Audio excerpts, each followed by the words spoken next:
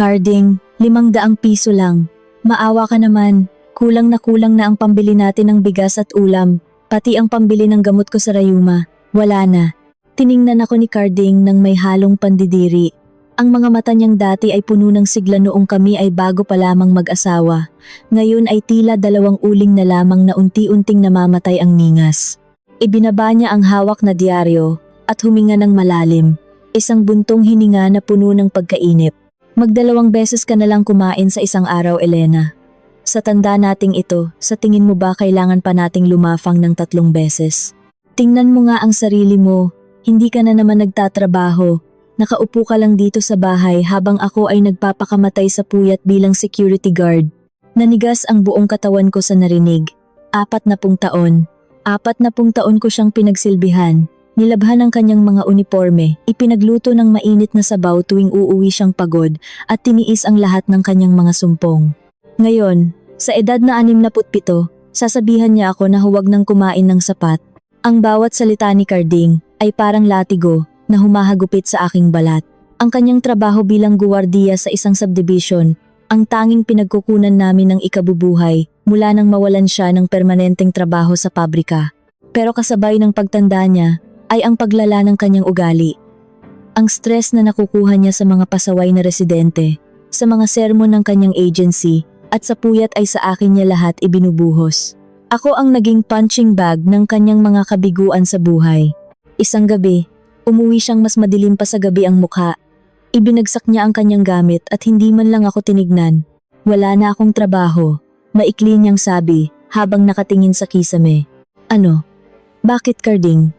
Anong nangyari? Tanong ko, pilit na itinatago ang kaba sa aking boses. Sinapak ko ang isang residente. Masyadong mayabang. Akala mo kung sinong hari dahil lang may kotse. Pinatatanggal na ako ng management. Oh, ano na ang gagawin mo ngayon? Nga na tayo. Sa totoo lang, may bahagi ng puso ko ang nakaramdam ng ginhawa. Akala ko, kapag nasa bahay na lang siya, mawawala na ang kanyang pagiging mainit ang ulo. Akala ko, magkakaroon na kami ng oras para mag-usap ng mahinahon, para maging mag-asawa muli sa dapit hapon ng aming buhay. Ngunit nagkamali ako. Ang pagkawala ng kanyang trabaho ay lalong nagpadilim sa aming tahanan. Ang dating kakarampot na budget ay nahati pa sa 2. Ang bawat sentimo ay binibilang niya na parang ginto, at bawat butil ng kanin na isusubo ko ay tila may kasamang panunumbat. Isang hapon, habang naglalakad ako sa palengke para maghanap ng pinakamurang gulay, nakita ko si Minda. Si Minda ang matalik kong kaibigan, mula pa noong dalaga kami.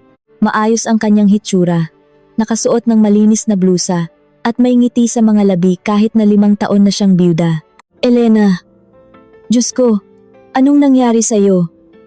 Bakit parang pinaglubak-lubak ng tadhana ang mukha mo? Gulat na tanong ni Minda habang hinahawakan ang aking mga kamay. Hindi ko na napigilan ang aking sarili. Sa gitna ng ingay ng palengke, sa amoy ng isda at ingay ng mga tricycle, doon ako humagulgol. Ikinuwento ko sa kanya ang lahat.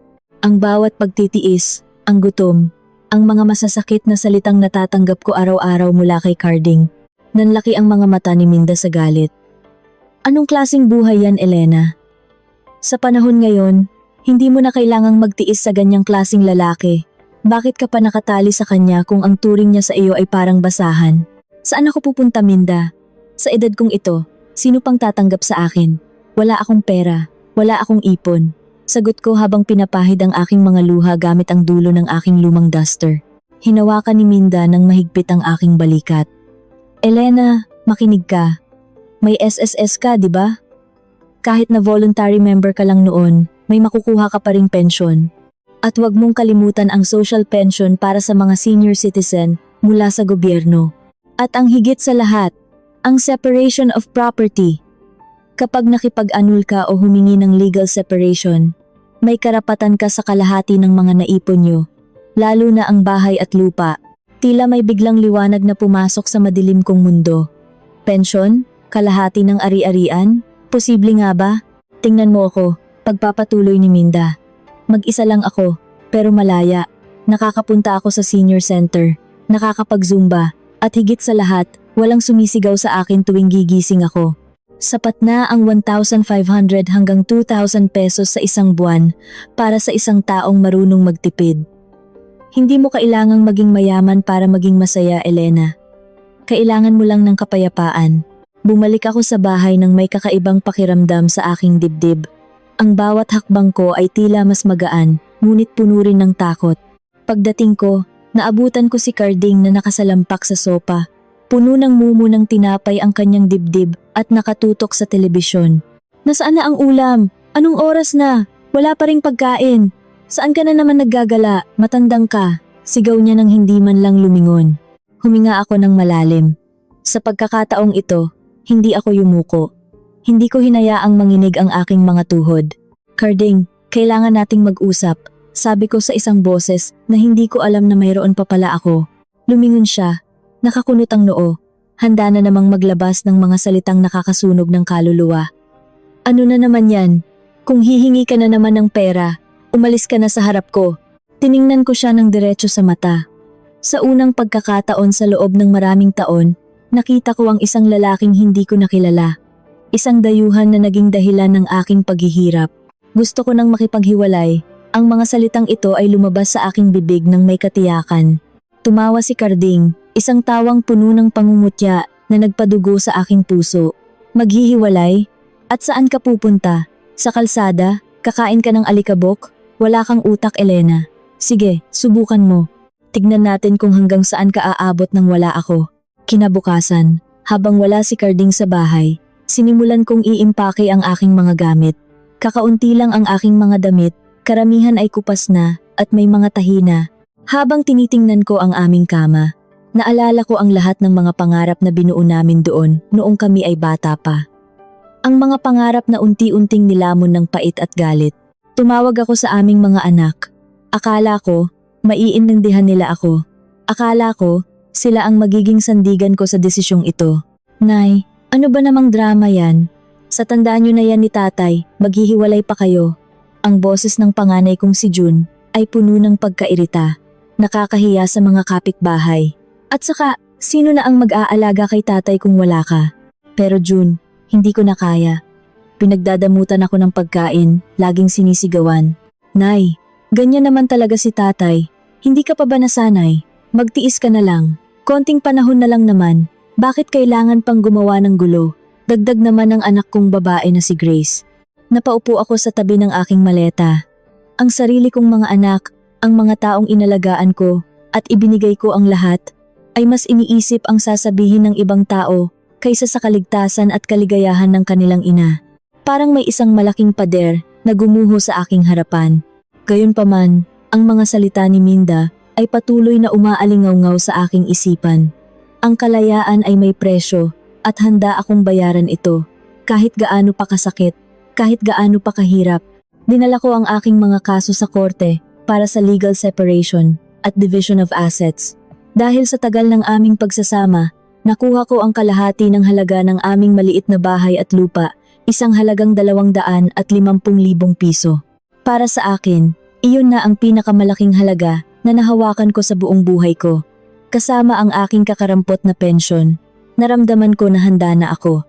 Sa huling araw ko sa aming bahay, hindi ko na nakita si Carding. Umalis siya ng maaga, marahil para iwasan ang sakit o ang kahihiyan. Isinara ko ang pinto nang walang lumingon sa likod. Nag-arkila ako ng isang maliit na kwarto sa isang medyo lumang apartment sa Maynila. Hindi ito kasing laki ng dati naming bahay, pero malinis ito at higit sa lahat, tahimik. Sa unang gabi ko doon, nakaupo lang ako sa sahig, nakatingin sa puting pader. Walang sumisigaw, walang nanunumbat, pero habang lumilipas ang mga oras, ang katahimikan na dati ay hinahangad ko ay unti-unting naging isang mabigat na pasanin. Ang bawat tunog ng orasan ay tila isang paalala na sa edad na 67, nagsisimula akong muli ng mag-isa. Isang buwan matapos ang aking pag-alis, dumating ang unang tseke ng aking pensyon. Nang buksan ko ang envelope, muntik na akong himatayin. Ang inaasahan kong malaking halaga ay kakarampot lamang pala dahil sa mga utang ni Carding sa SSS na hindi ko alam na mayroon pala. Ang natira sa akin ay hindi man lang aabot sa kalahati ng inaasahan ko. Paano ako mabubuhay sa halagang ito? Ang renta, ang kuryente, ang tubig, ang pagkain. Isang gabi, Habang nagbibilang ako ng barya sa ibabaw ng aking maliit na mesa, narinig ko ang isang malakas na katok sa aking pinto. Pagbukas ko, laking gulat ko nang makita si June, ang aking panganay, na may dalang mga gamit at umiiyak na bata. Nay, maawa ka sa amin. Nawalan ako ng trabaho at kailangan namin ng matitirhan. At Nay, alam kong may nakuha kang pera sa hiwalayan niyo ni tatay. Pwede bang humiram muna ng 100,000 para sa deposit ng bago naming bahay? Nanlamig ang aking mga kamay. Ang perang tanging pag-asa ko para sa aking kinabukasan ay muli na namang nanganganib. Tumingin ako kay June, sa aking apo, at pagkatapos ay sa aking manipis na pitaka. Ano ang mas matimbang? Ang sarili kong kaligtasan o ang dugo ng aking dugo? Ngunit bago pa ako makasagot, may isang bagay na sinabi si June na nagpabago sa lahat. Sabi ni tatay, hindi mo raw kami matatanggihan dahil ikaw ang nanira sa pamilya natin. Obligasyon mo ito, Nay. Ang mga salitang iyon ay tila isang bagong sugat na bumukas. Hindi pa man ako nakakahinga ng maluwag sa aking kalayaan, tila hinihila na naman ako pababa ng isang kadena na hindi ko alam kung paano puputulin. Matutulungan ko ba ang aking anak sa kabila ng aking sariling paghihirap o ito na ang simula ng aking tuluyang pagbagsak sa gitna ng lansangan? Nakatingin ako sa aking anak, kay June, na nooy nakaluhod na halos sa harap ko habang yakap ang kanyang 5 taong gulang na anak. Ang aking apo ay walang kamuwang-muwang sa bigat ng hanging dala ng kanyang ama sa loob ng maliit kong kwarto. Ang bawat hikbi ni June ay tila mga martilyo na tumitibok sa aking sentido. Ang sakit-sakit makita ang iyong anak na durog, pero mas masakit marinig ang mga salitang nanggagaling sa kanya, mga salitang tila nanunumbat sa bawat sakripisyong ginawa ko sa loob ng 4 na dekada. Nay, parang awa mo na. 100,000 lang naman. Maibabalik ko rin ito kapag nakahanap na ako ng bagong trabaho. Ayaw mo naman sigurong makitang natutulog sa kalsada ang apo mo, di ba? Tiningnan ko ang aking pitaka na nakapatong sa mesa. Naroon ang bankbook kung saan nakatala ang aking huling alas sa buhay, ang 250,000 piso. Iyon ang bunga ng pagpapakababa ko sa harap ng korte, ang kabayaran sa mga taon ng pagtitiis kay Carding. Kapag ibinigay ko ang 100,000, halos kalahati na agad ng aking kaligtasan ang mawawala at ang pensyon ko, ni hindi iyon sapat para sa maayos na pagkain sa isang buwan kung isasama ang renta at gamot. June, alam mong ito na lang ang pera ko. Paano naman ako? 67 na ako, anak. Hindi ko na kayang magtrabaho ng mabigat. Mahina kong sagot, pilit na pinapatatag ang aking boses na tila isang manipis na sinulid na malapit ng maputol. Ngunit tila bingi si June sa aking pangangailangan. Ang nakikita lang niya ay ang sarili niyang krisis. Nay, ikaw ang nagpasya na iwan si tatay. Kung nandoon ka pa sa bahay, hindi tayo magkakaganito. May matitirhan kami, may pagkain kami. Pero pinili mo ang sarili mong kalayaan kaysa sa amin. Ngayon, hayaan mo naman kaming makahinga. Isang beses lang naman ito, Nay. Ang bawat salita ay parang lason na unti-unting pumapatay sa aking puso. Utang na loob. Iyan ang kadena na mas mabigat pa sa mga rehas ng kulungan. Sa kulturang kinalakhan ko, ang ina ay dapat laging handang mamatay para sa anak. Ang ina ay dapat laging huling kumakain, huling natutulog, at unang nagsasakripisyo. Pero kailan ba darating ang oras para sa akin? Sa huli, nanaig ang pagiging ina. Hindi ko kayang tiisin ang aking apo. Inabot ko ang bankbook at kinabukasan ay nagtungo kami sa bangko. Habang binibilang ng teller ang mga tig-1,000 piso, parang bawat piraso ng papel na iyon ay bahagi ng aking hininga na ibinibigay ko sa iba. 100,000 piso ang nawala sa isang iglap. Umalis si June na may ngiti. Nangangakong babayaran ako sa lalong madaling panahon. Ngunit nang magsara ang pinto ng aking kwarto, ang katahimikan ay naging mas nakakatakot.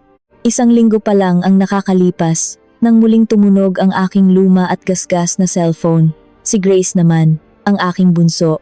Ang boses niya sa kabilang linya ay puno ng hagulgol, mas matindi pa kaysa kay June. Nay, si Ronnie, yung asawa ko, nalugi ang maliit naming negosyo, maraming utang na naiwan. Pinupuntahan na kami ng mga naniningil sa bahay. Nay, natatakot ako para sa mga bata.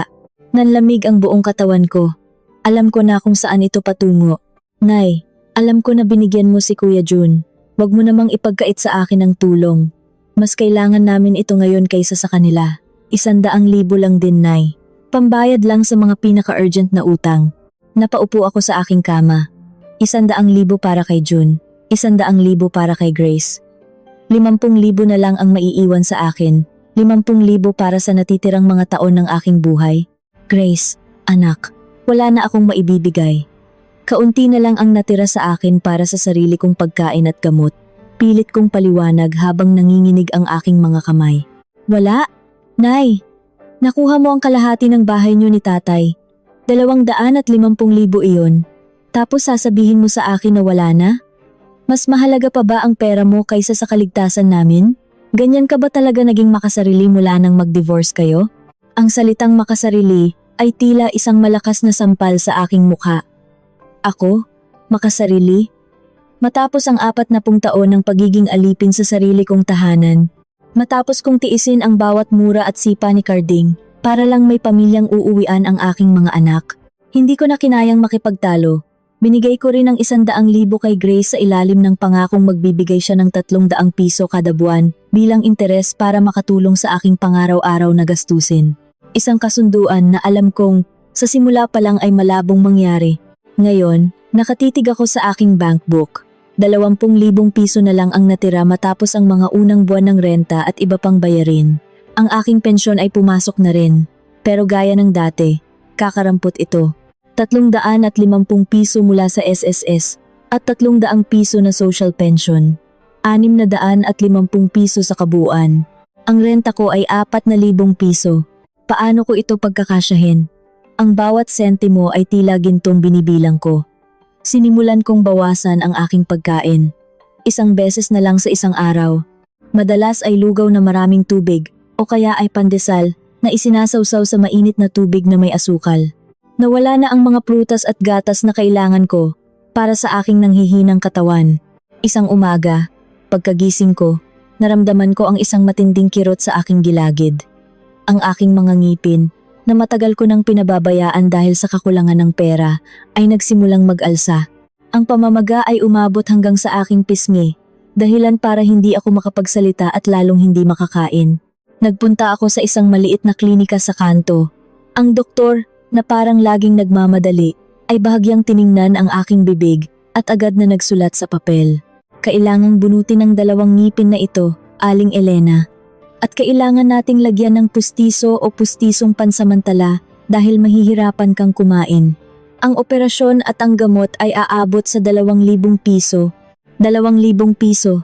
Katumbas iyon ng 2 linggo kong pagkain o kaya ay kalahati ng renta ko. Dok, wala po bang mas mura? Baka pwedeng gamot na lang muna, pakiusap ko. Aling Elena, kapag hinayaan mo ito, kakalat ang infection sa dugo mo. Mas malaki ang magagastos mo sa ospital. Maghanap ka na ng paraan. Lumabas ako ng klinika, na tila isang anino, na nawawalan ng hugis sa ilalim ng tirik na araw ng Maynila. Naglakad ako ng walang direksyon hanggang sa marating ko ang isang malaking tambakan ng basura. Doon, nakita ko ang isang matandang babae. Marahil ay mas matanda pa sa akin, na may hila-hilang kariton na puno ng mga karton at plastik na bote. Pinanood ko siya habang matityagan niyang pinupulot ang bawat piraso ng basura. Bawat piraso ay may halaga, bawat piraso ay pagkain. Biglang pumasok sa isip ko ang aking sitwasyon. Ang 20,000 ko sa bangko ay unti-unti nang nauubos. Ang aking mga anak ay hindi na sumasagot sa aking mga tawag mula nang makuha nila ang pera. Ang aking katawan ay nagsisimula ng bumigay. Kailangan kong mabuhay. Bulong ko sa aking sarili habang ang luha ay nagsisimulang pumatak sa aking namamagang pisngi. Umuwi ako sa aking kwarto at hinalungkat ang aking mga gamit. Nakita ko ang isang lumang bayong na matibay pa naman. Kinabukasan, bago pa man sumikat ang araw, lumabas ako ng bahay. Ang katahimikan ng madaling araw ay binasag lamang ng tunog ng aking mga hakbang. Nagsimula akong maglakad sa mga kalsada. Nakatingin sa lupa. Naghahanap ng anumang bagay na itinapon ng iba pero maari ko pang mapakinabangan. Nakakita ako ng isang basong plastik. Pinulot ko ito. Pagkatapos ay isang tupi ng karton. Ang kahihiyan ay naroon, nanunuot sa aking balat gaya ng malamig na hamog. Paano kung may makakilala sa akin? Paano kung makita ako ng mga dati kong kapitbahay o ng aking mga anak? Ngunit ang gutom at ang sakit sa aking bibig ay mas malakas kaysa sa kahihiyan. Habang puno na ang aking bayong, dumaan ako sa tapat ng isang malaking grocery store. Maraming mga bagong bukas na karton ang nakatambak sa gilid. Lalapitan ko na sana ang mga ito, nang biglang may humawak, nang mahigpit sa aking braso. Hoy! Anong ginagawa mo rito? Magnanakaw ka ba? Lumingon ako at nakita ang isang lalaking nakauniporme ng guwardiya. Ang kanyang mukha ay puno ng galit, at ang kanyang hawak na batuta ay tila handang ihampas sa akin anumang oras. Ngunit hindi ang batuta ang nagpatigil sa tibok ng puso ko, kundi ang katotohanang ang guwardiyang ito ay may suot na pangalan na pamilyar sa akin. Carding? Ang tanging lumabas sa aking nanginginig na labi. Ang guwardiya ay natigilan, ang kanyang galit ay napalitan ng isang mapait at mapang-uyam na ngiti, habang tinititigan ng aking bayong na puno ng basura at ang aking namamagang mukha. Elena, ikaw ba yan? Ang asawa kong piniling maging malaya? Ngunit bago ko pa masagot ang kanyang pangungutya, isang malakas na busina ng truck ang gulantang sa amin, at sa mabilis na pangyayari, isang pangkat ng mga pulis ang bumaba mula sa isang patrol car, diretsyong lumapit sa aming kinaroroonan, habang nakaturo ang kanilang mga daliri sa aking hawak na bayong. Anong malaking pagkakamali ang nagawa ko sa gitna ng aking desperasyon? At ito na ba ang katapusan ng aking pinapangarap na kalayaan? Nakatayo ako sa gitna ng kalsada, pinalilibutan ng mga taong hindi ko kilala, habang ang liwanag ng mga sasakyan ay tila humuhusga sa bawat kulubot ng aking balat.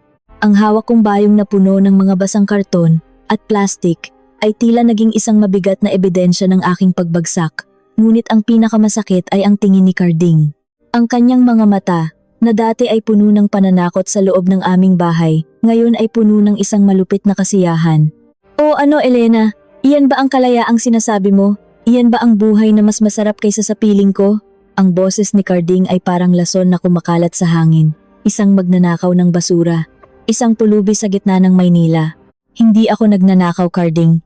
Akala ko wala nang may-ari ang mga ito. Nanginginig kong sagot. Ang aking pisngi ay lalong kumikirot dahil sa pamamaga. At ang bawat salitang lumalabas sa aking bibig ay parang may kasamang dugo. Lumapit ang isang pulis, si Officer Santos base sa kanyang name tag. Tiningnan niya ako mula ulo hanggang paa. Lola, sumama na po kayo sa amin sa presinto. May reklamo ang may-ari ng grocery. Matagal na raw silang nawawalan ng mga karton na ibinebenta rin nila sa junk shop.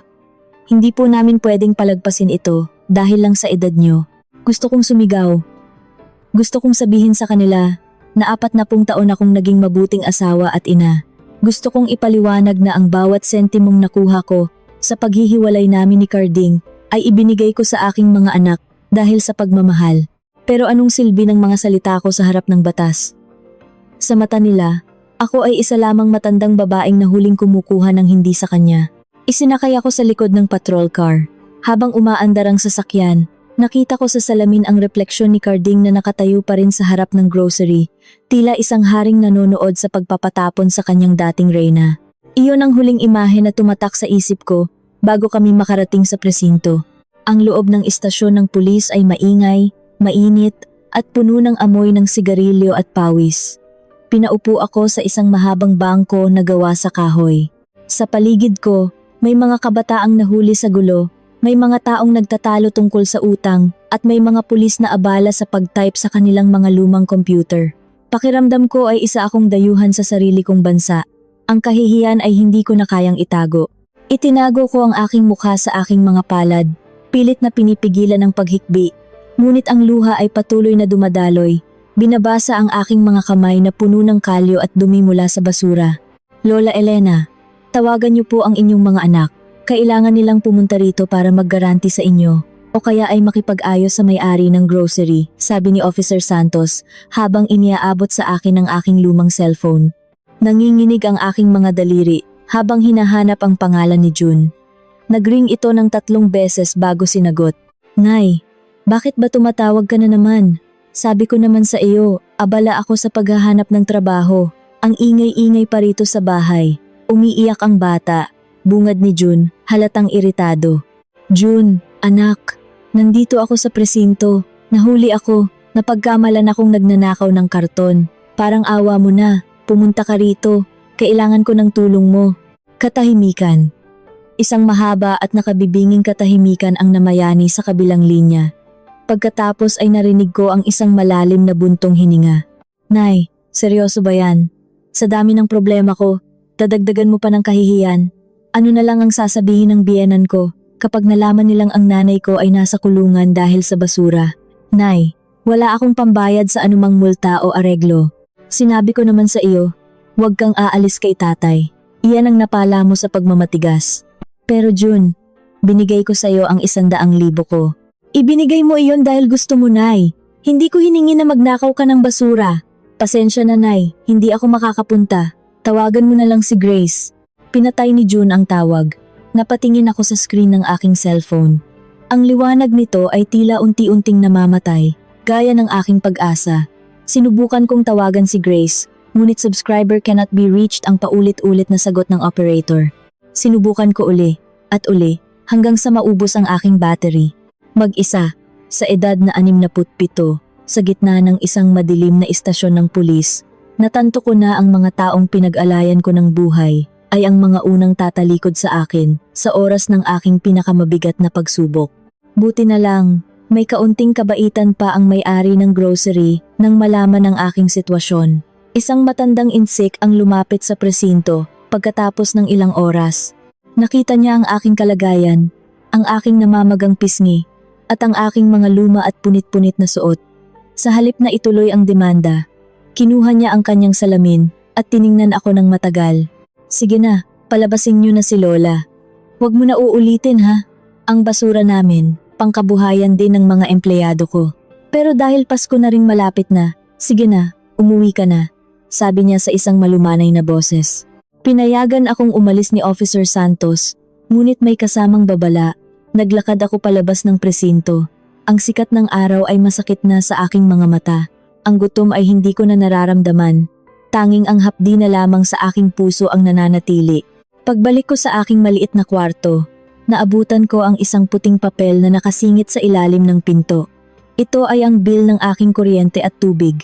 Kasama ang isang sulat mula sa may-ari ng apartment.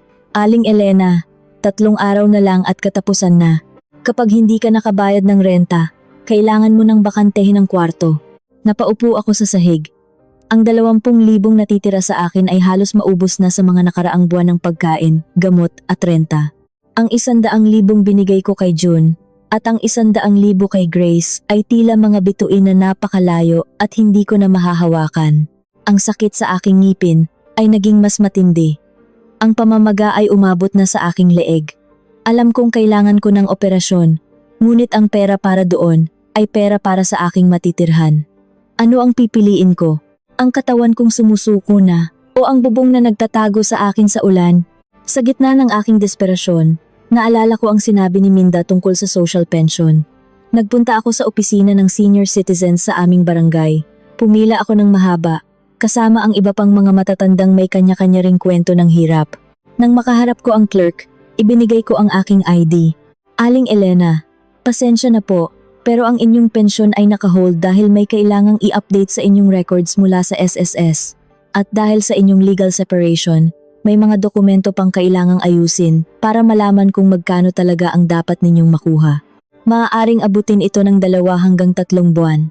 3 buwan? Pero wala na akong makain. Paano ako mabubuhay sa loob ng 3 buwan? Halos pasigaw kong tanong. Wala kaming magagawa, Lola. Sistema po ang sinusunod namin. Lumabas ako ng opisina na tila isang buhay na bangkay. Naglakad ako patungo sa bahay ni Grace. Hindi ko na inisip ang aking hiya. Kailangan ko ng tulong. Kailangan ko ang perang hiniram niya. Kahit ang interes man lang na 300 piso na ipinangako niya. Pagdating ko sa kanilang subdivision, hinarang ako ng guwardiya sa gate. Sino po ang sadya nila, Lola? Si Grace. Grace Ramos. Ako ang nanay niya. Tiningnan ako ng guwardiya. Mula sa aking maduming tsinelas, hanggang sa aking luma at kupas na duster. Sandali lang po, tatawagan ko ang loob. Pagkalipas ng ilang minuto, bumalik ang guwardiya. Pasensya na po, Lola, sabi ni Ma'am Grace. Wala raw siya sa loob at baka nagkakamali kayo ng pinuntahan. Wala raw siyang inaasahang bisita ngayon. Ano? Pero nakita ko ang kotse nila sa garahe. Grace! Grace, anak! Ako ito, ang nanay mo! Sigaw ko habang pilit na sumisilip sa pagitan ng mga rehas ng gate. Lola, umalis na po kayo kung ayaw niyo pong tumawag ako ng pulis. Wag po kayong gagawa ng gulo rito, pagbabanta ng guwardiya. Napaluhod ako sa kalsada. Ang sarili kong anak ay itinatanggi ako sa harap ng ibang tao dahil sa aking hitsura. Ang sakit sa aking puso ay mas matindi pa kaysa sa anumang sakit ng katawan. Doon, sa tapat ng gate ng magandang bahay ng aking anak, naramdaman ko ang tunay na lamig ng mundo. Bumalik ako sa aking kwarto ng gabi na. Wala na akong luha na mailalabas. Ang tanging naririnig ko na lang ay ang tunog ng aking sariling hininga na tila isang paalam. Kinuha ko ang aking pitaka at binilang ang huling perang mayroon ako, 1,000 piso na lang. 1,000 piso para sa renta, pagkain, at gamot. Kinuha ko ang aking lumang gunting at isang piraso ng karton na nakuha ko sa kalsada kanina. Sinulatan ko ito ng malalaking titik gamit ang uling. Maawa po kayo sa matanda. Hindi ko akalain na darating ang araw na ito. Ang dating asawa ng isang guwardya, ang ina ng isang engineer at isang businesswoman ay tatayo sa kanto ng kalsada para mamalimos. Ngunit wala na akong pagpipilian. Habang naghahanda akong lumabas para sa aking unang gabi ng pamamalimos, nakarinig ako ng isang pamilyar na tunog sa labas ng aking bintana. Ang tunog ng isang malakas na makina ng sasakyan. Sumilip ako at nakita ko ang isang itim na SUV na huminto sa tapat ng apartment. Isang lalaki ang bumaba. Hindi ko siya nakita ng malinaw dahil sa dilim, pero ang kanyang tindig at ang paraan ng kanyang paglalakad ay nagpatibok ng mabilis sa aking puso. Elena, alam kong nandyan ka. Ang boses na iyon. Ang boses na naging bangungot ko sa loob ng 40 taon. Si Carding. Pero ano ang ginagawa niya rito? At bakit siya nakasakay sa ganoong kagandang sasakyan habang ako ay naghihirap sa basura? Binuksan ko ang pinto nang may halong takot at pagtataka. Paglabas ko, tumambad sa akin si Carding na may suot na mamahaling barong, may ngiti sa mga labi, na tila may dala siyang isang malaking balita na wawasak sa huling piraso ng aking katinuan. Nalaman ko ang ginawa ng mga anak natin sa iyo, Elena. At mayroon akong alok na hindi mo matatanggihan kung gusto mo pang makitang buhay ang sarili mo bukas. Anong uri ng laro ang nilalaro ni Carding? At ano ang nakatagong pakay niya sa likod ng biglaang paglitaw na ito sa gitna ng aking pinakamadilim na sandali? Nakatitig ako sa kumikinang na itim na sasakyan na tila isang dambuhalang hayop sa gitna ng madilim na kalsada. Ang refleksyon ng aking sarili sa pintuan ng sasakyan ay isang aninong hindi ko na makilala, madusing, payat at may mukhang tila hinubog ng lahat ng pait ng mundo. Sa harap ko, si Carding ay nakatayo ng tuwid. Ang kanyang barong ay walang kasing puti at ang bango ng kanyang mamahaling pabango ay sumasakal sa amoy ng basura na nanunuot sa aking balat. Paano, Carding? Paanong nangyari ito? Ang tanging naibulong ko. Tumawa siya, isang tawang hindi na puno ng galit kundi ng isang nakakangilong pagmamalaki. Akala mo ba, Elena, ikaw lang ang may karapatang magkaroon ng bagong buhay? Habang abala ka sa pag-aaksaya ng perang nakuha mo sa akin para sa mga anak nating walang utang na loob, ako ay biniyayaan ng tadhana. Nanalo ako sa loto, Elena. Isang malaking premyo na hindi mo kayang bilangin sa iyong mga daliri. At higit sa lahat, ang insurance settlement mula sa agency ko, dahil sa maling pagkakadismiss sa akin, pumasok na rin sa wakas. Nanlamig ang aking buong pagkatao. Nanalo sa loto? Insurance settlement? Ibig sabihin, habang nagtitiis ako sa gutom, habang namamalimos ako ng pansin sa aming mga anak, si Carding ay nalulunod sa pera. Ngunit ang mas masakit ay ang katotohanang alam niyang naghihirap ako at hinintay niya ang sandaling ito para magpakita. Bakit ka narito? Tanong ko. Pilit na itinatago ang panginginig ng aking boses. Narito ako para bigyan ka ng pagkakataon, sabi niya habang humahakbang palapit. Ang kanyang sapatos na balat ay tumutunog sa semento. Bawat hakbang ay tila isang pagtapak sa aking huling natitirang dignidad. Nakita ko ang kalagayan mo. Alam ko na itinaboy ka ni Grace kanina. Alam ko rin na hindi ka sinipot ni June sa presinto. Ang mga anak na ipinaglaban mo, ang mga anak na naging dahilan kung bakit mo ako iniwan, sila rin ang pumatay sa iyo ng buhay. Hindi ako nakapagsalita. Ang katotohanan ng kanyang mga salita ay mas matalim pa kaysa sa anumang patalim. Ang alok ko ay simple lang, Elena. Pagpapatuloy niya. Ang kanyang tinig ay naging malambot ngunit puno ng kapangyarihan. Bumalik ka sa akin. Uuwi tayo sa isang bagong bahay. Isang mansyon na hindi mo pa nakikita sa buong buhay mo. Magkakaroon ka ng sariling kwarto, masarap na pagkain, at mga katulong na susunod sa bawat utos mo. Hindi mo na kailangang hawakan muli ang basura. Hindi mo na kailangang mag-alala sa renta. Napatingin ako sa kanya. May bahagi ng aking puso na gustong sumigaw ng oo. Gutom na ako. Ang sakit sa aking ngipin ay tila kinakain ng aking utak. Gusto ko nang humiga sa malambot na kama. Pero alam kong may kapalit ito. Sa loob ng 40 taon, kilala ko si Carding. Walang libre sa kanyang mundo. Anong kapalit, Carding? Ngumiti siya. Isang ngiting tila isang maninila na nakahuli ng biktima. Gusto ko lang nabawiin mo ang lahat. Gusto ko na sa harap ng mga anak natin, sabihin mong nagkamali ka. Gusto ko na lumuhod ka sa harap ko at aminin na wala kang kwenta kung wala ako. At pagkatapos, maninilbihan ka sa akin, hindi bilang asawa, kundi bilang isang anino. Susunod ka sa bawat gusto ko, kahit gaano pa ito kahibang. Ikaw ang magiging buhay na ebidensya ng aking tagumpay at ng iyong kabiguan. Napaatras ako. Ang alok niya ay hindi kaligtasan, kundi isang mas marangyang uri ng kulungan. Gusto niyang bilhin ang aking kaluluwa gamit ang kanyang pera. Hindi ko kaya yan, Carding, mahina kong sabi. Talaga? Sige, tignan natin kung hanggang saan ang paninindigan mo, sabi niya habang binubuksan ang pinto ng sasakyan. Pero bago ako umalis, may gusto akong ipakita sa iyo. Inilabas niya ang kanyang mamahaling tablet at pinindot ang isang video. Doon, nakita ko sina June at Grace. Sila ay nasa isang magarang restaurant kasama si Carding. Nakangiti sila, kumakain ng masasarap na pagkain at nakikipagtawanan sa kanilang ama. Nay, si tatay talaga ang haligi ng tahanan, narinig kong sabi ni Grace sa video. Mabuti na lang at hindi kami sumunod sa maling landas ni nanay. Dad, salamat sa tulong mo sa business namin ha. Hayaan mo na si nanay. Pinili niya ang buhay na iyan. Parang gumuho ang langit sa aking ulunan. Ang 100,000 na binigay ko kay June, ang 100,000 para kay Grace iyon ay wala lang sa kanila. Ang aking sakripisyo ay naging isang katatawanan sa kanilang hapagkainan.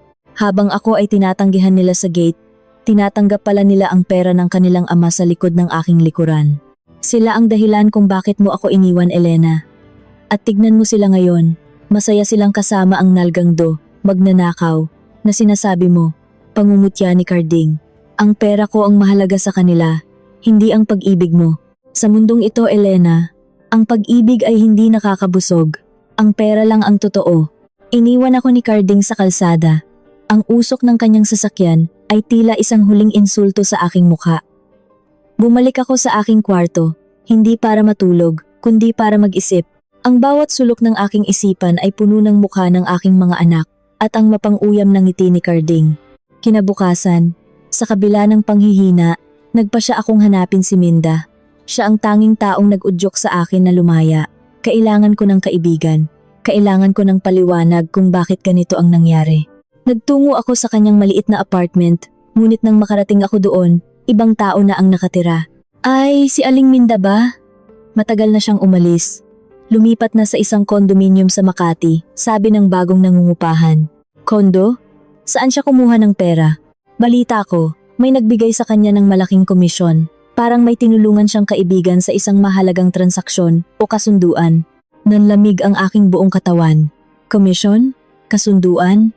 Naalala ko ang mga salita ni Carding kagabi. Nalaman ko ang ginawa ng mga anak natin sa iyo. Paano niya nalaman ang lahat ng detalye kung hindi may nagsasabi sa kanya? Nagtungo ako sa kondominium na sinasabi ng kapitbahay. Matapos ang maraming pakiusap sa guwardiya, pinayagan akong makita si Minda sa lobby. Nang lumabas siya mula sa elevator, hindi ko siya agad nakilala. Nakasuot siya ng magagandang alahas at isang bestida na halatang mahal. Elena? Bakit ka narito? Ang kanyang boses ay wala ng bakas ng pagkakaibigan, kundi purong takot at pag-iwas. Minda, totoo ba? Totoo ba na binayaran ka ni Carding para udyukan akong makipaghiwalay sa kanya? Napatingin sa paligid si Minda, tila takot na may makarinig. Elena, hindi mo naiintindihan. Alam ni Carding na mananalo siya sa loto. Alam niya na darating ang settlement. Ayaw niyang makuha mo ang kalahati ng lahat ng iyon. Kaya kailangan niyang humanap ng paraan para ikaw ang unang bumitaw. Sinabihan niya ako na kung mapapaniwala kita na mas masaya ang mag-isa, bibigyan niya ako ng sapat na pera para sa aking pagtanda. Elena, kailangan ko rin ng pera. Pareho lang tayong tumatanda. Hindi ko na naramdaman ang sakit ng aking ngipin. Ang nararamdaman ko na lang ay ang isang malaking butas sa aking dibdib. Ang aking matalik na kaibigan, ang taong pinagkatiwalaan ko ng aking buhay, ay ang mismong taong nagbenta sa akin sa kapahamakan. Niloko niyo ako, bulong ko, lahat kayo. Ang mga anak ko, si Carding, ikaw. Lahat kayo ay nagtulong-tulong para sirain ako. Pasensya na, Elena. Ganyan talaga ang buhay. Bawat isa ay kailangang mag-isip para sa sarili. Sabi ni Minda bago siya mabilis na bumalik sa loob ng elevator. Iniwan akong nakatayo sa gitna ng marangyang lobby, habang ang mga tao ay tumitingin sa aking madungis na hitsura. Lumabas ako ng gusali ng walang direksyon. Ang ulan ay nagsimulang pumatak, malalaking butil na tila mga luha ng langit. Naglakad ako sa gilid ng kalsada, basang-basa, hanggang sa marating ko ang isang tulay. Tumingin ako sa ibaba, sa madilim at mabilis na agos ng ilog. Sa sandaling iyon, ang lahat ng aking pinaglaban ng aking kalayaan, ang aking dignidad, ang aking pag-asa, ay tila mga basura ring inaanod ng agos. Wala na akong pera, wala na akong pamilya, wala na akong kaibigan. Kinuha ko ang aking cellphone mula sa aking bulsa. May isang mensahe mula kay Carding. Nandito ako sa tapat ng dati nating bahay. Hihintayin kita hanggang hating gabi. Pagkatapos nyon, hinding-hindi mo na ako makikita. Tumingin ako sa madilim na tubig, at pagkatapos ay sa screen ng aking cellphone. Isang hakbang na lang, at matatapos na ang lahat ng sakit. Isang tawag na lang at babalik ako sa impyernong kilala ko. Ngunit may kasiguraduhan ng pagkain at bubong. Anong pipiliin ng isang 67 taong gulang na babaeng wala nang natitira kundi ang kanyang hininga? Ang kamatayan sa gitna ng kalayaan o ang buhay sa loob ng gintong rehas ng kanyang kaaway? Ngunit bago pa man ako makapagpasya, isang anino ang lumitaw sa likuran ko sa ibabaw ng tulay. Isang aninong may hawak na isang bagay na kumikinang sa ilalim ng ilaw ng poste. Sino ang taong ito na tila naghihintay sa aking huling sandali? At ano ang balak niyang gawin sa isang matandang wala ng halaga sa mundo? Bahagya akong napalingon. Ang aking leeg ay naninigas hindi lamang dahil sa lamig ng ulan, kundi dahil sa matinding takot na dumadaloy sa aking mga ugat. Sa ilalim ng malabo at kumukurap-kurap na ilaw ng poste sa tulay, anino ng isang matandang babae ang bumungad sa akin. Siya ay maliit, kuba ang likod, at balot ng isang luma at butas-butas na kapote. Ngunit ang kanyang mga mata, sa kabila ng dumi sa kanyang mukha, ay tila may taglay na kakaibang liwanag, isang uri ng liwanag na tanging ang mga taong nakipagbununa sa kamatayan ang nagtataglay. Huwag mong ituloy, anak. Ang kanyang boses ay tila isang kalansing ng mga tuyong dahon, mahina ngunit sapat na para basagin ang ingay ng ulan. Ang tubig na iyan ay hindi nagbibigay ng kapayapaan. Nagbibigay lamang iyan ng katahimikan na hindi mo na mababawi. Hindi ako nakapagsalita. Ang aking kamay na nakahawak sa rehas ng tulay ay dahan-dahang lumuwag. Inabutan niya ako ng isang piraso ng tinapay na nakabalot sa plastik, isang pandesal na halatang matigas na at malamig. Kainin mo ito. Ang gutom ay nagpapalabo ng isip. Kapag ang tiyan ay walang laman, ang tanging naririnig ng puso ay ang bulong ng kawalan ng pag-asa. Pagpapatuloy niya habang hinahawakan ang aking malamig na kamay. Sa sandaling iyon, sa gitna ng kawalang katiyakan, ang init ng kamay ng matandang estrangherong ito ay mas naramdaman ko kaysa sa lahat ng yakap ng aking mga anak sa nakalipas na mga taon. Siya si Aling Rosa, isang kapwa ko namumulot ng basura na matagal na palang nagmamasid sa akin mula sa malayo. Hindi niya ako nilapitan dahil alam niyang kailangan ko munang maranasan ang pait ng mundo para matutong tumingin sa lupa. Salamat, bulong ko habang kinakagat ang matigas na tinapay. Ang bawat nguya ay tila isang pagbabalik sa realidad. Ang sakit sa aking ngipin ay naroon pa rin, ngunit ang matinding pagnanais na mamatay ay unti-unting napalitan ng isang mapait na determinasyon. Hindi ako papatay sa tulay na ito. Hindi ako susuko ng ganoon na lamang. Naglakad ako pabalik sa aking maliit na kwarto. Bitbit ang huling piraso ng aking dignidad. Ang mensahe ni Carding sa aking cellphone ay tila isang hamon na kailangan kong harapin. Kung gusto niya akong makitang lumuhod, kung gusto niyang ipakita ang kanyang tagumpay, haharapin ko siya. Hindi dahil sa gusto ko ang kanyang pera, kundi dahil kailangan kong makita kung hanggang saan ang itim ng kanyang puso at ang kapal ng mukha ng aking mga anak. Nagtungo ako sa aming dating bahay o sa lokasyong sinabi niya. Ngunit hindi na ito ang lumang bahay na aming tinitirhan noon. Sa harap ko ay tumambad ang isang malaking mansyon sa isang eksklusibong subdivision. Ang mga pader ay matatayog, ang mga ilaw ay naglalakihang kristal, at ang bango ng sariwang damo sa garden ay tila isang insulto sa amoy ng imbornal na dala ko mula sa aking kwarto. Pagpasok ko sa gate, naabutan ko ang aking mga anak si June at si Grace. Nakasuot sila ng mga damit na halatang bago at mahal. Si June ay may hawak na baso ng wine, habang si Grace ay abala sa pag-aayos ng mga bulaklak sa isang florera na marahil ay mas mahal pa sa aking kabuuang pensyon sa loob ng 10 taon. Nang makita nila ako, tumigil ang mundo sa loob ng mansyong iyon. Ang ngiti sa kanilang mga labi ay napalitan ng isang ekspresyong hindi ko mawari kung hiya, pandidiri o panunumbat. "Nay, dumating ka rin pala," sabi ni June. Ang kanyang boses ay tila isang estranghero. "Sabi sa iyo ni tatay, hindi ka tatagal sa labas. Tingnan mo ang sarili mo, parang hindi ka nakaligo ng 1 taon. Nay, pumasok ka muna sa likod. Baka may makakita sa iyo rito sa main hall," dagdag ni Grace habang mabilis na lumalapit sa akin. Tila takot na ang aking dumi ay kumapit sa kanyang mamahaling bestida. Kakaalis lang ng mga bisita ni tatay. Mabuti na lang at hindi mo sila naabutan. Hindi ako kumikibo. Tinitingnan ko lang sila ang aking mga anak na minsan ay binuhat ko sa aking sinapupunan, ang mga anak na pinagdamutan ko ng sarili kong pagkain para lang sila ay mabusog. Ngayon, sa harap ng kayamanan ng kanilang ama, ako ay naging isang dumi na kailangang itago sa likod bahay. "Nasaan ang tatay niyo?" Ang aking boses ay malat ngunit puno ng awtoridad. "Nasa itaas, nagpapahinga. Pero bago ka umakyat, Nay, kailangan nating mag-usap," sabi ni June habang pinapaupo ako sa isang silya sa kusina, malayo sa mga mamahaling muwebles sa sala. Alam mo naman na ang pera ni tatay ay hindi basta-basta. Tinulungan niya kami sa aming mga utang at sa business namin. Pero ang kondisyon niya para makatira ka rito ay kailangang sumunod ka sa mga patakaran niya. "Anong mga patakaran? Hindi ka na asawa rito, Nay. Alam mo naman ang nangyari sa korte. Ang turing ni tatay sa iyo ay isang, sabihin na nating paupahang kamag-anak. Magtatrabaho ka sa bahay na ito. Ikaw ang mag-aayos ng mga gamit niya. Ikaw ang magluluto ng paborito niyang pagkain. At higit sa lahat, hindi ka pwedeng lumabas nang walang pahintulot niya. Ito ay para na rin sa kabutihan mo, para hindi ka napakalat-kalat sa kalsada at nagbibigay ng kahihiyan sa amin." Naramdaman ko ang pag-ikot ng aking sikmura. Ang aking mga anak, sa harap ng aking mga mata, ay tinatanggap ang aking pagiging alipin kapalit ng kanilang kaginhawaan. Ang 100,000 na binigay ko sa kanila ay hindi man lang nila binanggit. Parang bula na naglaho ang lahat ng sakripisyo ko dahil lamang sa loto at insurance ni Carding. Lumabas si Carding mula sa anino ng hagdanan. Nakasuot siya ng isang mamahaling silk na bathrobe, hawak ang isang tabako na ang usok ay pumupuno sa silid. Tumingin siya sa akin, ang kanyang mga mata ay tila 2 uling na nagbabaga sa katuwaan. "Elena, maligayang pagbabalik sa iyong tunay na tahanan," pangungutya niya. "Nakita mo na ba ang kwarto mo? Doon sa tabi ng labahan. Maliit lang, pero mas mabuti kaysa sa basurang tinutuluyan mo. O ano? Handa ka na bang pirmahan ang kasunduan?"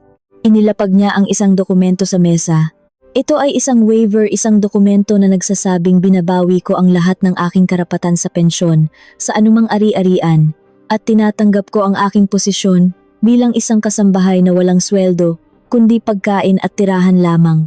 "Nay, pirmahan mo na. Ito na lang ang tanging paraan para mabuhay ka ng maayos," bulong ni Grace sa aking tainga. Ang kanyang boses ay puno ng pilit na pagmamalasakit. Tiningnan ko ang panulat sa mesa. Tiningnan ko ang mga mukha ng aking pamilya.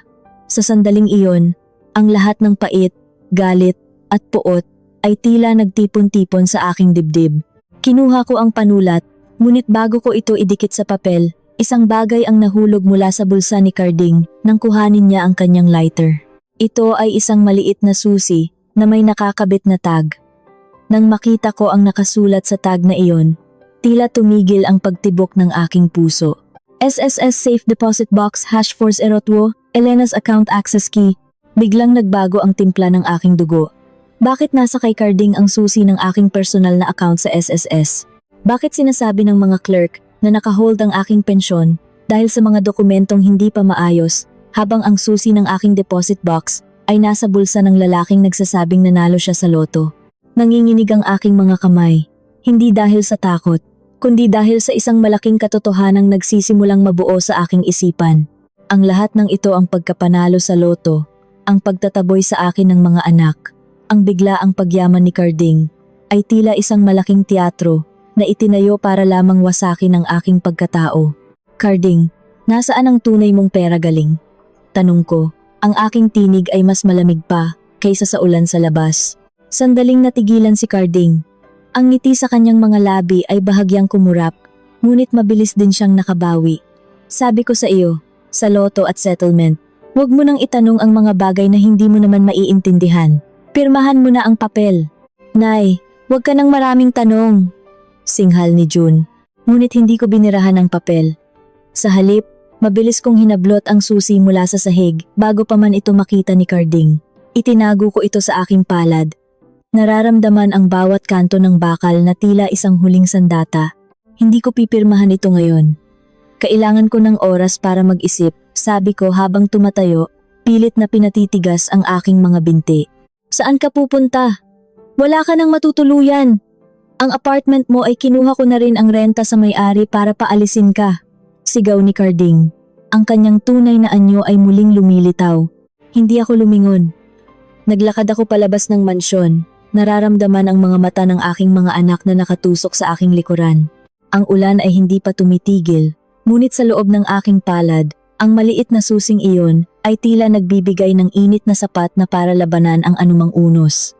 Sa kalagitnaan ng gabi, nagtungo ako sa tanging lugar na alam kong ligtas ako ang maliit na karton sa tabi ng tulay kung saan natutulog si Aling Rosa. Doon, sa ilalim ng madilim na langit, hinarap ko ang matanda. Aling Rosa, tulungan niyo po ako. Kailangan kong malaman kung ano ang laman ng deposit box na ito bago sumikat ang araw. Tiningnan ako ni Aling Rosa. At sa unang pagkakataon, nakita ko siyang ngumiti isang ngiting puno ng lihim at kaalaman. Elena, hindi mo ba alam? Ang asawa mo ay hindi nanalo sa loto. Ang mansyong iyon, ang mga sasakyan, ang lahat ng kayamanang ipinagmamayabang niya, hindi iyon sa kanya. At ang susi na hawak mo, iyan ang magpapatunay kung kanino talaga ang perang ginagastos nila ngayon. Anong lihim ang itinatago ni Carding sa loob ng deposit box na iyon? At paano ito magbabago sa tadhana ng isang matandang babaeng akala ng lahat ay tapos na ang laban? Hindi ako nakatulog sa gabing iyon. Ang bawat patak ng ulan sa bubong ng barong-barong ni Aling Rosa ay tila ba isang paalala ng bawat luhang ibinuhos ko sa loob ng 40 taon. Nakakulong ang aking palad sa maliit na susing iyon. Nararamdaman ang lamig ng bakal na tila ba humihingi ng katarungan. Sa tabi ko, mahimbing ang tulog ni Aling Rosa, ang babaeng itinuring na basura ng lipunan. Pero siya lang ang nagbukas ng pinto para sa akin, nang ang sarili kong mga anak ay ikandado ang kanilang mga puso. Bago pa man sumikat ang araw, nasa harap na ako ng gusali ng SSS. Ang hangin ng madaling araw sa Quezon City ay nanunuot sa aking manipis na duster, pero hindi ko naramdaman ang ginaw. Ang tanging nararamdaman ko ay ang nagbabagang galit at ang uhaw sa katotohanan. Pagbukas ng mga pinto, ako ang unang pumila. Ang mga guwardiya ay tumingin sa akin nang may pagtataka isang matandang babaeng gusot ang suot, namumula ang mga mata, pero ang tindig ay tila isang reynang handang bawiin ang kanyang korona. Magandang umaga po.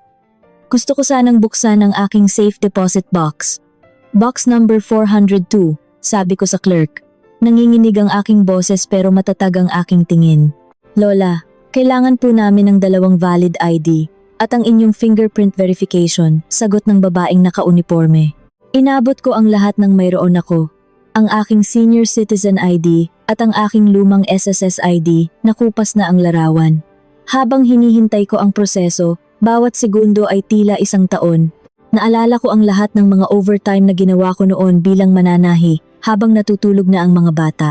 Naalala ko ang bawat pisong itinabi ko sa ilalim ng kutsyon. Nakalaunan ay sinabi ni Carding na ilalagay niya sa isang special account para sa aming pagtanda.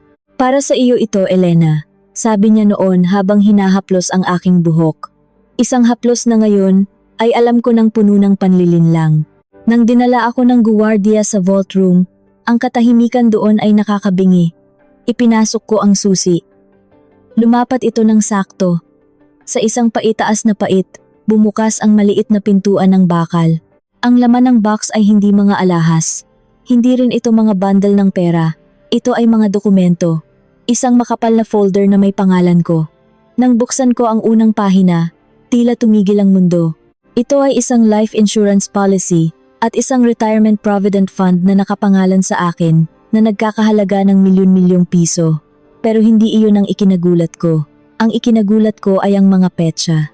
Ang bawat claim, ang bawat dividend, ay unti-unting kinuha sa nakalipas na 2 taon gamit ang isang peking special power of attorney na nagsasabing ako ay mentally incapacitated o hindi na kayang magpasya para sa sarili ko. Ang pirma sa ilalim ay hindi akin, pero pamilyar na pamilyar ang estilo ng pagkakasulat. Pirma ito ni Carding. At ang pinakamasakit sa lahat, may mga dokumentong nagpapatunay na ang mansyong tinitirhan nila ngayon, ang mga sasakyang ipinagmamayabang ni June, at ang negosyong ipinantataboy sa akin ni Grace. Lahat ng iyon ay binili gamit ang perang ninakaw sa aking pinaghirapan. Ang loto na sinasabi ni Carding ay isang malaking kasinungalingan. Ang kayamanan nila ay itinayo sa ibabaw ng aking paghihirap, habang ako ay hinahayaan nilang mabulok sa kalsada at mamulot ng basura. Binabasa ko ang bawat salita ng may halong pait. Ginamit nila ang aking sariling pera para bilhin ang aking katahimikan at pagpapasailalim. Ginamit nila ang aking pawis para ituring akong basura. Ang aking mga anak, ang mga taong inalagaan ko, ay nakipagsabwatan sa kanilang ama para ideklara akong baliw sa papel para lamang makuha ang pera. Habang hawak ko ang mga dokumentong ito, naramdaman ko ang isang malakas na yabag sa labas ng vault room. Bumukas ang pinto at pumasok si Carding, kasama ang 2 lalaking nakabarong na mukhang mga abogado. Ang kanyang mukha ay wala ng bakas ng pagkukunwari. Ang kanyang mga mata ay puno ng matalim na galit. Elena, ibigay mo sa akin ang mga papel na iyan. Ang kanyang boses ay tila isang kulog sa loob ng maliit na silid. Hindi mo alam ang pinapasok mo. Huwag mong sirain ang buhay na ibinigay ko sa mga anak mo. Buhay na ibinigay mo? Tumawa ako, isang tawang puno ng pait at katarungan. Carding, ang buhay na mayroon kayo ngayon ay akin. Ninakaw mo ang bawat sentimo ko. Ginawa mo akong pulubi sa sarili kong pera. At ang mga anak natin, paano mo nagawang ituro sa kanila ang maging magnanakaw sa sarili nilang ina? Wala kang mapapatunayan. Matanda ka na, sabi ni Carding habang humahakbang palapit. Ang SPA ay pirmado ng notaryo. Ang mga bata ay nasa panig ko. Sino ang maniniwala sa isang baliw na pulubing nahuli sa presinto dahil sa basura? Ibigay mo sa akin ang folder at baka payagan pa kitang matulog sa maid's room ng mansyon. Tiningnan ko siya ng diretso sa mata. Sa unang pagkakataon, hindi ako natakot. Sa loob ng folder na ito, may isang huling dokumento na tila hindi napansin ni Carding. Isang sulat kamay na testamento mula sa aking yumaong ama na siyang nag-iwan sa akin ng lupang kinatatayuan ng mansyon nila ngayon. Isang lupang hindi kailanman pwedeng ibenta o ilipat ang pangalan nang wala ang aking tunay na pagsang-ayon sa harap ng isang judge. Hindi ko ibibigay ang folder na ito, Carding, sabi ko habang niyayakap ang mga papel sa aking dibdib. Lalabas ako rito at pupunta ako sa korte. Ipapakita ko sa buong mundo kung anong klaseng halimaw ang nagtatago sa likod ng barong na iyan. Hindi ka makakalabas ng gusaling ito, Elena. Banta ni Carding habang sinisenyasan ang mga lalaki sa likuran niya. Ngunit bago pa sila makalapit, isang pamilyar na boses ang narinig mula sa pintuan ng vault. Bitawan niyo siya. Lumingon kami at nakita ko si June. Nakatayo siya doon, hawak ang kanyang cellphone na tila may pinatutunog na isang recording. Ang kanyang mukha ay maputla at ang kanyang mga mata ay puno ng pagsisisi o marahil ay takot. June, anong ginagawa mo rito? Sigaw ni Carding. Narinig ko ang lahat, Dad. Mula noong gabing nasa mansyon si Nanay, nagduda na ako. Inirecord ko ang usapan niyo ni Minda tungkol sa komisyon at sa pag-hold ng pensyon ni Nanay. Hindi ko akalain na aabot kayo sa ganito, na ang mansyong tinitirhan namin ay galing sa pagnanakaw sa kanya. June, anak, para sa inyo ang lahat ng ito. Depensa ni Carding. Tumingin sa akin si June. Sa unang pagkakataon sa loob ng mahabang panahon, nakita ko muli ang aking maliit na anak sa kanyang mga mata. Pero bago pa man siya makahakbang patungo sa akin, may isang bagay na nangyari na hindi namin inaasahan.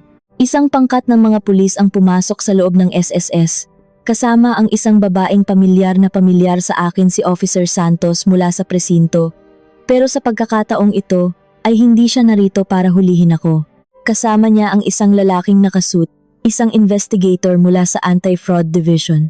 Mr. Ricardo Ramos, isinasangkot ka sa kasong falsification of public documents at malakihang pandaraya sa SSS.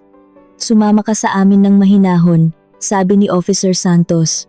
Nabitawan ni Carding ang kanyang tabako. Ang kanyang mga abogado ay mabilis na umurong, tila mga daga na iniiwan ang lumulubog na barko.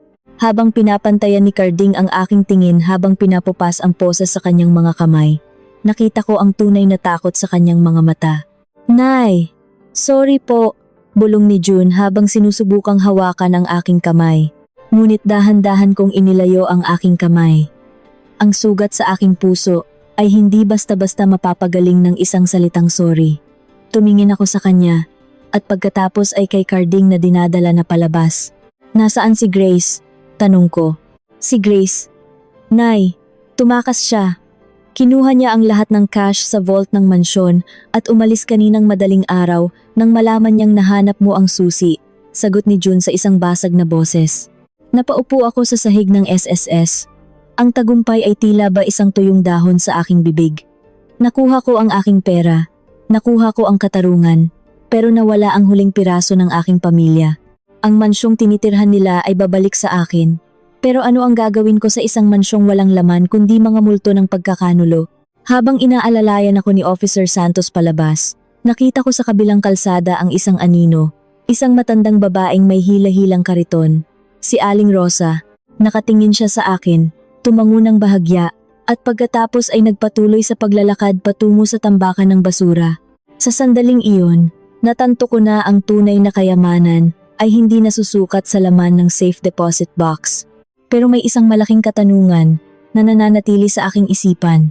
Matapos ang lahat ng pait at panloloko, kaya ko pa bang buuin muli ang aking sarili o ang bawat piraso ng aking pagkatao ay tuluyan ng naging basura sa gitna ng marangyang buhay na ito? Nang makarating ako sa tapat ng mansyon para bawiin ang aking ari-arian, may nakita akong isang bagay na nakasabit sa gate, isang itim na wreath ng bulaklak na may nakasulat na pangalan ko. Sino ang naglagay nito? At bakit tila may naghahanda na para sa aking huling hantungan sa gitna ng aking muling pagbangon? Nakatitig ako sa itim na wreath ng bulaklak na nakasabit sa ginto at matayog na gate ng mansyon. Ang bango ng mga seryanteng bulaklak ay humahalo sa amoy ng basang lupa, isang amoy na nagpapaalala sa akin ng libing. Sa gitna ng mga bulaklak, may isang puting laso na may nakasulat na malalaking titik, Elena Ramos, rest in peace. Isang malakas na kulog ang bumasag sa katahimikan ng gabi. Nanlamig ang aking buong katawan. Buhay ako. Nakatayo ako rito, humihinga. Bitbit ang mga dokumentong nagpapatunay na ang lahat ng karangyaan sa loob ng bakurang ito ay sa akin. Pero para sa mga taong nasa loob, para sa mga anak na binuhat ko at inalagaan, mukhang matagal na akong patay. Isang bangkay na lamang ako na naglalakad sa kanilang paningin. Isang istorbo sa kanilang marangyang panaginip. Nay, huwag kang tumingin diyan. Si Grace. At si Grace ang nagpa-deliver niyan, bago siya umalis kaninang madaling araw, bulong ni June sa likuran ko. Ang boses niya ay basag, puno ng takot na tila ba ang itim na wreath na iyon ay sumpa rin para sa kanya. Sabi niya, simula nang magpunta ka sa presinto, patay ka na sa alaala namin. Nay, galit na galit siya dahil akala niya ay sisirain mo ang kinabukasan namin. Dahan-dahan kong inabot ang laso. Hinawakan ko ang tela, nararamdaman ang bawat hibla nito. Hindi ako umiyak. Wala na akong luhang mailalabas para sa isang anak na itinuring akong patay dahil lamang sa pera. Hinablot ko ang wreath mula sa gate at itinapon ito sa putikan. Pinanood ko itong mabasa at madumihan, gaya ng pagdumi ng aming relasyon bilang mag-ina. Binuksan ko ang gate gamit ang sarili kong mga kamay. Pumasok ako sa mansyong iyon hindi bilang isang kasambahay, kundi bilang ang tunay na nagmamay-ari. Ang bawat hakbang ko sa marmol na sahig ay tila isang pagbawi sa bawat taon ng aking pagtitiis. Ang mga mamahaling chandelier ay nagbibigay ng liwanag na masakit sa mata. Isang liwanag na binili ng aking sariling pensyon, ng aking pawis sa pananahi, at ng bawat pisong ipinagkait ni Carding sa akin sa loob ng 40 taon. Nay, maupo ka muna. Ipagluluto kita, sabi ni June, pilit na nagpapakatatag. Ngunit nakita ko ang kanyang mga kamay na nanginginig habang hinahawakan ang sandok sa kusina. Ang kusinang iyon ay puno ng mga modernong kagamitan, mga gamit na hindi ko man lang alam kung paano buksan. Isang malaking kabalintunaan na, Sa gitna ng lahat ng yaman na ito, ang tanging alam ko lang ay ang pakiramdam ng gutom. June, nasaan ang mga alahas na binili ni Grace? Nasaan ang mga titulo ng sasakyan? Tanong ko habang nakaupo sa dulo ng mahabang lamesa na gawa sa Nara. Nay, kinuha lahat ni Grace, pati ang laman ng vault sa kwarto ni tatay wala na. Nag-iwan lang siya ng sulat na nagsasabing hindi siya magpapahuli sa pulis at hindi siya babalik sa buhay na mahirap, sagot ni June habang nakatalikod sa akin.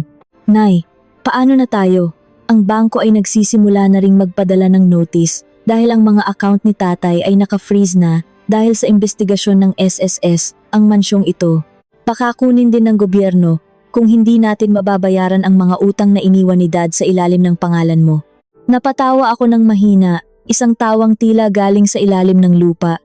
Ginamit ni Carding ang aking pangalan para mangutang. Ginamit niya ang aking pagkatao para itayo ang lahat ng ito. At ngayon, kahit wala na siya, ang kanyang mga multo ay patuloy pa ring humahabol sa akin.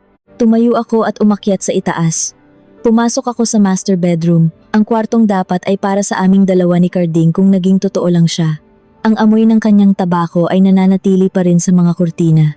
Binuksan ko ang cabinet at nakita ang mga barong at sapatos na halatang libo-libo ang halaga.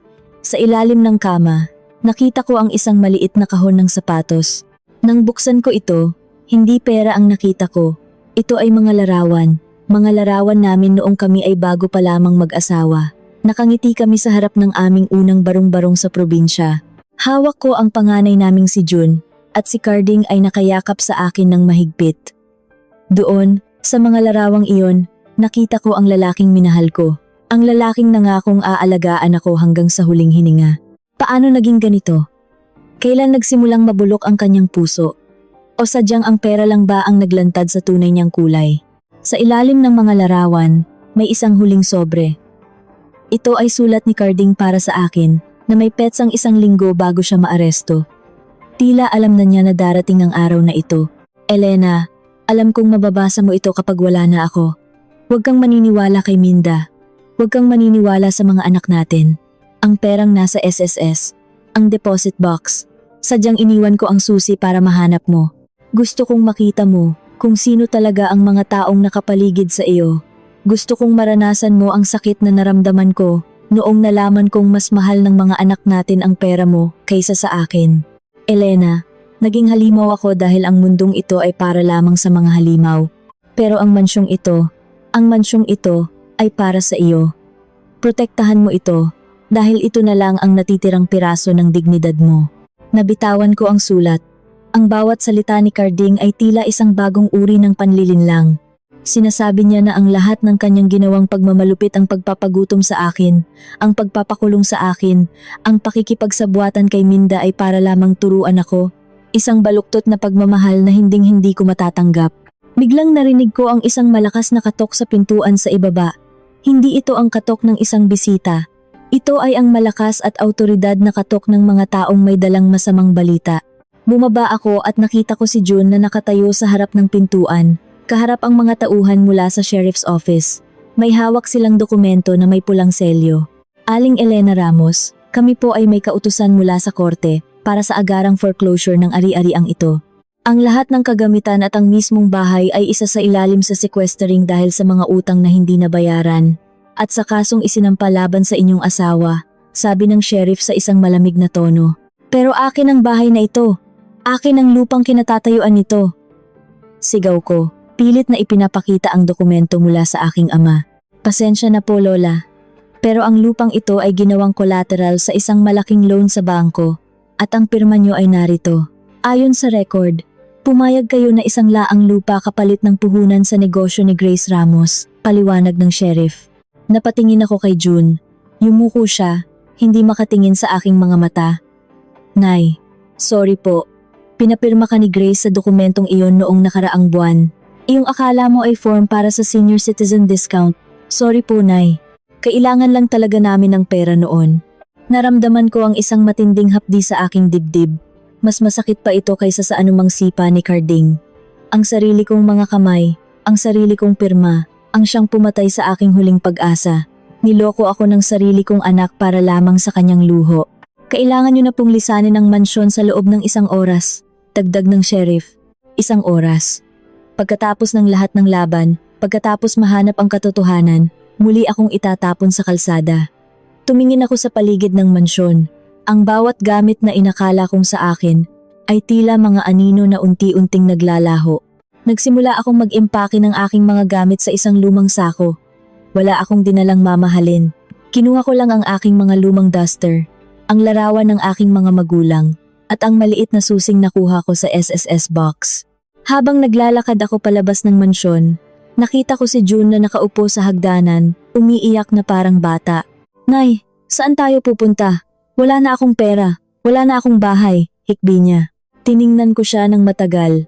Ang aking anak na nagbenta sa akin sa kapahamakan, ang aking anak na naging bahagi ng lahat ng panlilinlang na ito. "Hindi tayo, June," sabi ko sa isang boses na walang halong emosyon. "Ikaw ang pumili ng landas mo. Ikaw ang sumunod sa pera. Ngayon, hayaan mong ang pera ang magligtas sa iyo." Iniwan ko si June sa harap ng mansyon. Naglakad ako palabas ng gate, lampas sa itim na wreath na nakahandusay pa rin sa putikan. Ang ulan ay tumila na, at ang sikat ng buwan ay nagsimulang sumilip sa pagitan ng mga ulap. Nagtungo ako sa tulay, kung saan ko unang nakilala si Aling Rosa. Ngunit nang makarating ako doon, wala na ang kanyang barong-barong. Wala na ang mga karton at plastik. Ang tanging naroon na lamang ay ang kanyang lumang kariton, at sa ibabaw nito may isang maliit na sobre na may pangalan ko. Binuksan ko ang sobre at nakita ko ang isang tiket sa bus papuntang probinsya at isang susi ng isang maliit na kubo sa tabing dagat. Kasama nito ang isang sulat mula kay Aling Rosa. "Elena, ang tunay na kalayaan ay hindi matatagpuan sa loob ng isang mansyon. Matatagpuan ito sa lugar kung saan walang sino mang makakapagtakda ng iyong halaga. Hihintayin kita sa dulo ng kalsada." Sumakay ako sa bus, bitbit ang aking sako at ang aking mga sugat. Habang umaandar ang sasakyan papalayo sa Maynila, tinitnan ko ang aking mga kamay, kulubot, madumi at puno ng kalyo. Pero sa unang pagkakataon sa loob ng 40 taon, ang mga kamay na ito ay hindi na pag-aari ng sinuman. Nang makarating ang bus sa probinsya, bumaba ako sa isang lugar na hindi ko na matandaan ang pangalan. Naglakad ako patungo sa dalampasigan hanggang sa makita ko ang maliit na kubo na sinasabi ni Aling Rosa. Sa tapat ng kubo, nakatayo ang matanda, may dalang isang mangkok ng mainit na sabaw at isang ngiting tila ba alam na niya ang lahat ng mangyayari. "Elena, dumating ka rin," sabi niya. Pumasok ako sa loob ng kubo. Simple lang ito, kawayan ang sahig at nipa ang bubong. Pero sa loob, may isang bagay na nakapukaw ng aking pansin. Sa ibabaw ng maliit na altar, may isang lumang dokumento na may tatak ng SSS at isang petsang bago pa man ako ipanganak. Nang buksan ko ang dokumentong iyon, ang aking puso ay tila sasabog sa gulat. Ito ay ang orihinal na record ng aking pamilya, bago pa man kami lumipat sa Maynila. At doon, nakita ko ang isang pangalan na hindi ko inaasahan, ang pangalan ng tunay na ama ni Grace at June, at hindi ito si Carding. Anong lihim ang itinago ng aking mga magulang sa akin sa loob ng mahabang panahon at paano ito magbabago sa aking tingin sa mga anak na bumasag sa aking puso? Hinawakan ko ang lumang papel na iyon nang may panginginig na tila ba ang bawat hibla ng kawayang sahig ng kubo ay nakikiramdam sa aking bawat hininga. Ang amoy ng dagat ay pumapasok sa mga siwang ng dingding, malat at sariwa, isang kabaligtaran sa amoy ng alikabok at panlilinlang sa Maynila. Sa ilalim ng malabong ilaw ng lampara, binasa ko ang pangalang nakasulat sa orihinal na birth certificate ni na June at Grace, ang dokumentong itinago ng aking ina sa loob ng isang lihim na compartment ng kanyang lumang baul. Antonio de la Cruz, hindi si Ricardo Ramos, hindi si Carding, ang lalaking minahal ko noong aking kabataan, ang mangingisdang kinuha ng dagat bago pa man kami makarating sa altar, ang siyang tunay na pinagmulan ng dugong na nananalaytay sa mga anak na bumasag sa aking puso. Napahilig ako sa haligi ng kubo. Ang aking mga mata ay nakatingin sa kawalan, habang ang mga alaala ay tila mga alon na humahampas sa pampang ng aking isipan. Naalala ko ang gabi nang mamatay si Antonio. Naalala ko ang takot ko noong malaman kong nagdadalang tao ako. At higit sa lahat, naalala ko ang pagdating ni Carding, ang kapitbahay na laging nakamasid, ang lalaking nag-alok na iligtas ang aking dangal, kapalit ng aking buhay at ng lupang iniwan ng aking ama. Sa loob ng 40 taon, pinaniwala ako ni Carding na may malaki akong utang na loob sa kanya. Ginamit niya ang sikretong ito para gawin akong alipin, para kontrolin ang bawat kilos ko, at para sa bandang huli ay nakawin ang aking pensyon at ang aking pagkatao. At ang mas masakit, mukhang alam ni na June at Grace ang katotohanan. Alam nilang hindi sila Ramos, ngunit mas pinili nilang kumapit sa kasinungalingan ni Carding dahil iyon ang landas patungo sa karangyaan. Elena, ang katotohanan ay tila lason sa simula, pero ito lang ang tanging gamot na magpapalaya sa iyo, sabi ni Aling Rosa habang iniaabot ang isang baso ng tubig. Bakit ngayon lang, Aling Rosa? Bakit ngayon lang lumabas ang lahat ng ito kung kailan wala na akong natitira? Tanong ko. Ang aking boses ay puno ng pagod na naipon sa loob ng 4 na dekada. Dahil ang kalayaan ay hindi ibinibigay, Elena. Ito ay kinukuha. Kailangan mong marating ang dulo ng iyong pagtitiis para magkaroon ka ng lakas na talikuran ang lahat, sagot ng matanda bago siya lumabas para asikasuhin ang gatong sakalan. Kinabukasan, habang pinapanood ko ang pagsikat ng araw sa ibabaw ng asul na dagat, narinig ko ang tunog ng isang sasakyan na humihinto sa dulo ng kalsada. Hindi ito ang itim na SUV ni Carding. Ito ay isang luma at kalawanging jeep. Mula rito ay bumaba si June. Wala na ang kanyang mamahaling polo, wala na ang kanyang wine glass. Nakasuot siya ng simpleng t-shirt na butas-butas at ang kanyang mukha ay puno ng uling at dumi. Nay, tawag niya habang naglalakad patungo sa kubo. Ang kanyang mga hakbang ay mabigat, tila badala niya ang buong bigat ng kanyang mga pagkakamali. Hindi ako kumilos. Nanatili akong nakaupo sa hagdanan, nakatingin sa malayo. Nay, nahanap kita. Patawarin mo ako, Nay. Si Grace, nasa abroad na siya. Iniwan niya ako sa Maynila nang walang kahit ano. Ang mansyon ay kinuha na ng bangko kahapon. Wala na kaming matirhan, Nay. Gutom na ako.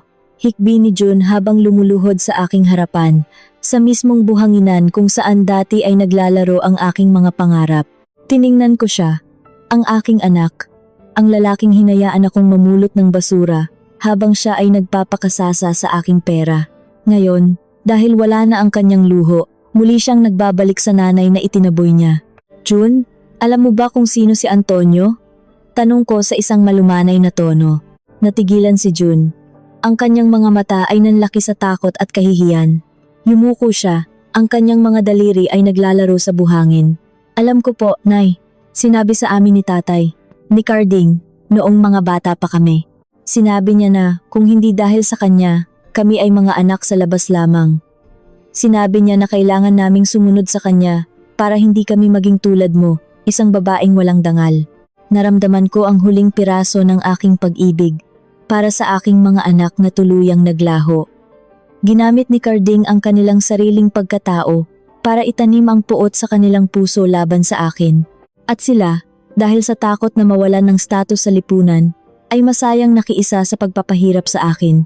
Nay, please! Kahit dito na lang ako sa labas ng kubo mo, magtatrabaho ako, mangingisda ako, basta wag mo lang akong itaboy, pagsusumamo ni June. Tumayo ako at pumasok sa loob ng kubo. Kinuha ko ang sako ng aking mga gamit at inilabas ang maliit na sobre na naglalaman ng huling 2,000 pisong natitira sa aking bulsa, ang perang pinaghirapan ko sa pagpulot ng basura at ang kaunting na isalba ni Aling Rosa para sa akin. Inabot ko ang pera kay June. Heto June, gamitin mo ito para makabalik ka sa Maynila o para makapagsimula ka kung saan mo gusto, sabi ko. Nay, ibig sabihin, pinapatawad mo na ako? Dito na ako titira sa iyo? Masayang tanong niya habang inaabot ang pera. Hindi June, sagot ko. At sa unang pagkakataon, naramdaman ko ang tunay na ngiti sa aking mga labi. Binibigay ko ang perang ito hindi bilang tulong, kundi bilang pambayad sa huling pagkakataon na makikita mo ang mukha ko. Ang perang ito ay simbolo ng lahat ng basurang pinulot ko, para lang mabuhay habang ikaw ay nagtatago sa likod ng kasinungalingan. Mula sa araw na ito, wala ka ng ina, at ako, wala na akong anak. Nay, hindi mo pwedeng gawin ito. Obligasyon mo ako. Utang na loob mo sa akin ang pag-aalaga ko sa iyo noong bata pa ako. Sigaw ni June. Ang kanyang tunay na ugali ay muling lumalabas nang makita niyang hindi niya ako makukuha sa drama. Utang na loob? Tumawa ako ng malakas. Isang tawang sumasabay sa huni ng mga ibon sa dagat. June, tapos na ang panahon ng utang na loob. Ang tanging utang na mayroon ako ay sa sarili ko. At ngayon ko palang ito babayaran. Tumalikod ako at naglakad patungo sa dalampasigan. Narinig ko ang mga sigaw at mura ni June sa likuran ko, pero bawat salita niya ay tila nilalamon ng hangin bago pa man makarating sa aking pandinig. Hindi na siya bahagi ng aking mundo. Si Grace ay isang anino na lang sa malayo. At si Carding? Si Carding ay nabubulok na sa loob ng rehas, biktima ng sarili niyang kasakiman. Nadatnan ko si Aling Rosa, na nakatayo sa tabi ng isang maliit na bangka.